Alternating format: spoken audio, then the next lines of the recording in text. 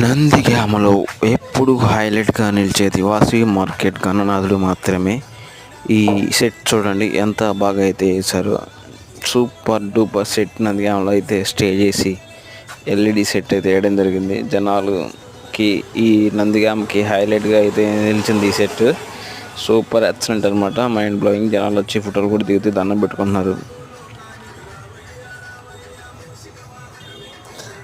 అలాగే ఈ సెట్ అంతా చూసిన తర్వాత మనకి గణనాథుడు అయితే చివరకు చూడండి. నందిగామ వాసవి మార్కెట్ గణనాథుని కూడా మీరైతే చూసేయచ్చు. చూడటానికి చాలా బాగా అయితే డెకరేట్ చేశారు. చూసారు కదా, అక్కడ కృష్ణుడి విగ్రహం అవి కూడా చాలా అందంగా అయితే డెకరేట్ చేశారు. ఇది వాసవి మార్కెట్ నందిగామ గణనాథుడు అన్నమాట. ఈసారి కొద్దిగా చిన్న బొమ్మ పెట్టారు, పోయినసారి అయితే ఇంకా భారీ విగ్రహం పెట్టారు. ఎందుకంటే తిరగట్లేదని చెప్పి కొద్దిగా చిన్న బొమ్మ అయితే